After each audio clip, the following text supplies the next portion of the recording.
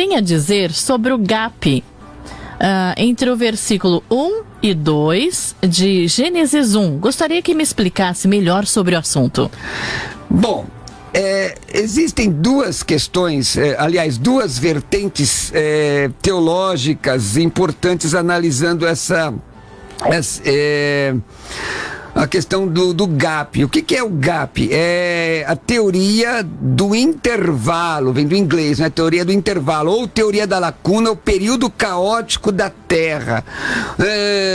Lawrence Olson, ele faz essa defesa que entre Gênesis 1.1 e Gênesis 1.2 houve um período que não se pode precisar o tempo específico. Existem algumas exacerbações com relação a isso, não é? Daqui a pouco nós vamos ouvir o professor Rogério dar a opinião dele sobre isso.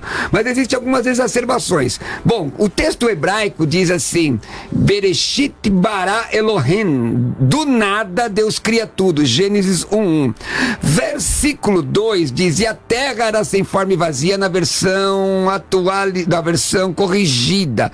Na versão atualizada, e a terra estava sem forma e vazia. Provavelmente a melhor tradução do hebraico é tornou-se, se tornou-se é porque não era. E aí, existe uma teoria, isso não é uma doutrina, é uma teoria, que entre o versículo 1 e o versículo 2, nós temos um período que não se pode precisar de criação, e nesse período deu-se queda de Satanás, nesse período deu-se a extinção dos dinossauros, são usados alguns textos bíblicos, não é? Alguns textos, por exemplo, Ezequiel 28, que fala que para alguns intérpretes, é uma referência, é uma interpretação de dupla referência, fala do rei Ciro, mas também, segundo alguns comentadores ali, está se referindo a Satanás. É importante dizer que não é Lúcifer, porque a palavra Lúcifer, que é em Isaías 14, traduzida na Vulgata Latina, com relação ao anjo que caiu do céu, no Novo Testamento, a mesma Vulgata usa a palavra Lúcifer para se referir a Jesus, em um texto falando de luzente, ok? Bom, mas ali nós temos uma profecia de dupla referência, segundo alguns autores, e mostra que este ser andava entre pedras afogueadas, que seria um Éden mineral, não é? Muitos irmãos reformados, de origem reformada, não admitem esta interpretação. Esta interpretação foi expandida por Scofield. Na verdade, os mais antigos como eu, que sou da época do National Kid, o professor também, era uma única Bíblia de referência que nós tínhamos no Brasil, que era a Bíblia Scofield. Então, a visão da teoria da lacuna é exatamente essa. Mas algumas questões nós temos aí, que são exacerbações. Por exemplo, a raça pré-adâmica, segundo alguns autores, é destruída com o julgamento divino no dilúvio de Lúcifer. Não existe, no meu entendimento, uma fundamentação bíblica para uma visão pré-adâmica. Eu me lembro que eu debati com um doutor em biologia genética, ele tinha formação nos Estados Unidos, sobre a questão de criacionismo e evolução, né? E alguns teólogos exacerbaram a questão da teoria da lacuna para esboçar uma teologia evolucionista. Vamos ouvir, a minha opinião está dada, vamos lá. Olha, eu obviamente, como cientista da religião, eu percebo que se nós tivermos a possibilidade de rastrear através do carbono 14, pastor, a idade da Terra, obviamente que se nós formos fazer uma conta retroativa, a gente vai chegar em 4.000 e poucos anos, até que foi, se a gente fizer a conta do nascimento de Adão e fazendo o nascimento de cada um dos seus ancestrais. Obviamente que a teoria da lacuna, ela, na minha opinião, ela cai muito bem, porque de alguma maneira nós temos esta referência científica, e tenho certeza que o Senhor o Senhor Deus habita na ciência, porque Ele é dono de todas as coisas. Então, esse período fez com que a queda de Satanás, os dinossauros, os ossos dos dinossauros estão aí. Então, assim... O senhor acredita em dinossauros? Mas, obviamente, eles estão nos museus... Fossilizados, né? Mas como é que eu não vou acreditar? Aliás, se não houvesse dinossauros, o seu carro nem andaria. Nem andaria, é verdade. Não tinha petróleo. Não tinha petróleo. Então, assim, se nós formos nos valer, por isso que as ciências da religião são fundamentais.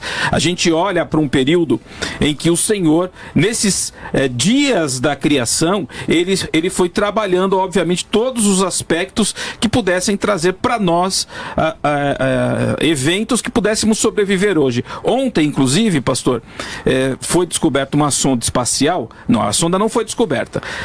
Foi enviada uma sonda espacial, né, para Marte, e foi descoberto que ali foi um ambiente que existia água há milhões e milhões de anos atrás. Então, assim, sabe o que eu percebo? Vou fechar meu pensamento aqui agora.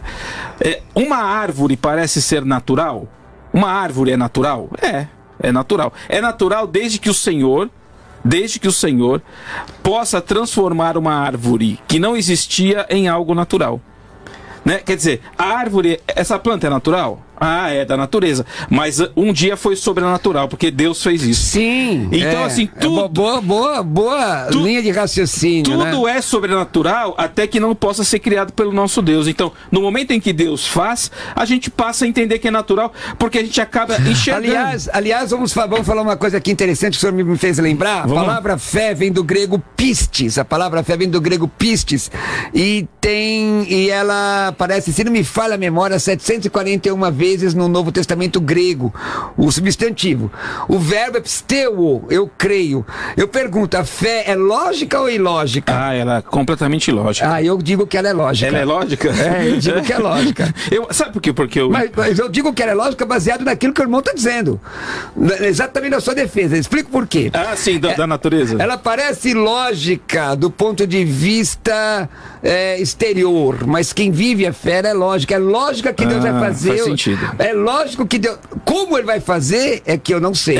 Tá bom. Então agora, é lógica porque a Bíblia diz, Hebreus 11:6, aquele que se achega a Deus deve crer que ele existe, ele é galardoador daqueles que o buscam. Não existe, querido irmão, fé verdadeira sem experiência, porque a fé faz acontecer alguma coisa. É verdade. E a Bíblia mostra que a fé é um dom de Deus. É perfeito. Então, voltando à primeira questão, entendo sim que o Senhor, ele pode manejar os dias, os tempos, as horas, os momentos, enfim, da maneira que ele achar mais devido. Então, e olho para o carbono, para o teste de carbono, e posso entender que se eu não me engano, são 250 milhões de anos atrás, nós tivemos o início. Olha, eu preciso entender meu pensamento aqui, que você falou uma coisa, eu não sei se eu posso falar agora ou daqui um pouco. O que é? É o seguinte, você falou o seguinte, pastor, o Espírito de Deus pairava por sobre as águas. Sim. Tá certo? Se não tinha forma e era vazio, como é que tinha água? Então, peraí. Eu acho que há que se ter uma interpretação nesse sentido. Mas é uma questão de hermenêutica, eu sei, né? Não, mas peraí, deixa eu só concluir. Olha que coisa interessante. Se nós formos pegar pelo Big Bang, nós temos uma nebulosa que explode e o espaço começa a expandir e dá origem ao universo. Será que a visão que foi dada a Moisés não poderia ser, porque ele não tinha ideia o que era vapor d'água, o que era isso ou aquilo. Então, assim, quando ele percebe que há o Espírito de Deus pairando por alguma coisa que parecia um vapor d'água, uma água, significa a teoria do Big Bang, quer dizer, é uma explosão. Eu sei que você sabe disso, a gente pode ir no caminho, a ciência e a religião, elas conversam. Eu não sei quem inventou que deveriam caminhar caminhos opostos. Na verdade é o seguinte, quando a ciência está subindo a montanha do conhecimento, nós pela fé já estamos sentados no cume da montanha. Amém. Aliás, na teontologia, deixa eu lhe dizer, tudo que o professor falou aqui, você vai encontrar quando você estudar sobre design inteligente, vai estudar o argumento teleológico da existência de Deus, argumento cosmológico da existência de Deus, quer dizer, a questão da entropia, mas isso nós vamos chegar para uma outra pergunta. É outra E aprofundo isso. Gente, no Instagram, @Roberto Cruvinel. Gostaria de ter pelo menos uns 20, 30 me seguindo aí no Instagram, tá ok?